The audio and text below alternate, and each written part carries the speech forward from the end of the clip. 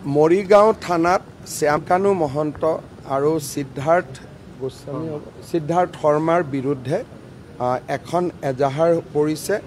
অসম পুলিচে এজাহাৰখন ৰেজিষ্টাৰ কৰিছে আৰু তদন্ত নিশ্চিতভাৱে হ'ব। যেহেতু এফআইআৰ হৈছে, আমি তদন্তৰ আওতাত শ্যামকানু মহন্তও আহিব, সিদ্ধাৰ্থ গোস্বামীও আহিব, সিদ্ধাৰ্থ শৰ্মাও আহিব আৰু ছিংগাপুৰৰ যিসকল লোক শেষ সময়ত জুবিন গাৰ্গৰ লগত আছিলে তেওঁলোকো তদন্তৰ আওতাত আহিব। বা ইয়াত এটা কথা ওলাইছে যে আগদিনাখন কোনোবাই জুবিন গাৰ্গক কোনোবা জাগা এটাত পাৰ্টি এটাত লৈ গৈছিল বুলি মই তেনেকুৱাও দুই এটাত ছ'চিয়েল মিডিয়া দেখিছোঁ, সঁচা মিছা নাজানো, সেইবিলাকো আমি চাম।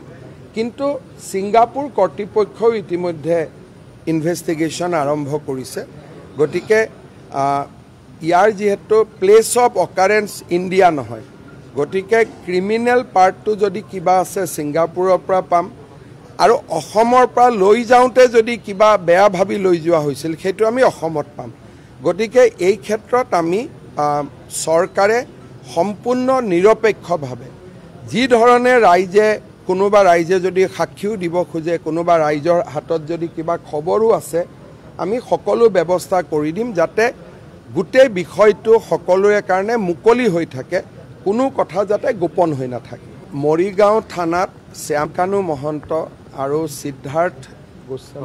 সিদ্ধাৰ্থ শৰ্মাৰ বিৰুদ্ধে এখন এজাহাৰ পৰিছে।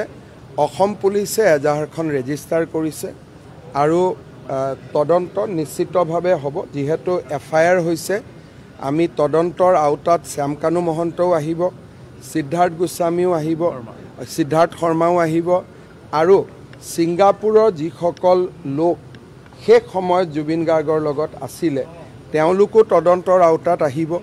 বা ইয়াত এটা কথা ওলাইছে যে আগদিনাখন কোনোবাই জুবিন গাৰ্গক কোনোবা জাগা এটাত পাৰ্টি এটাত লৈ গৈছিল বুলি মই তেনেকুৱাও দুই এটাত ছ'চিয়েল মিডিয়া দেখিছোঁ, সঁচা মিছা নাজানো, সেইবিলাকো আমি চাম।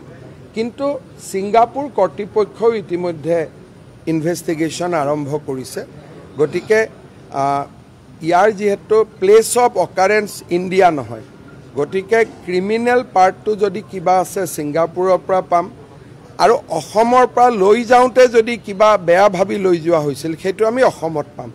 গতিকে এই ক্ষেত্ৰত আমি চৰকাৰে সম্পূৰ্ণ নিৰপেক্ষভাৱে যি ধৰণে কোনোবা ৰাইজে যদি সাক্ষীও দিব খোজে, কোনোবা ৰাইজৰ হাতত যদি কিবা খবৰো আছে, আমি সকলো ব্যৱস্থা কৰি দিম যাতে গোটেই বিষয়টো সকলোৰে কাৰণে মুকলি হৈ থাকে, কোনো কথা যাতে গোপন হৈ নাথাকে।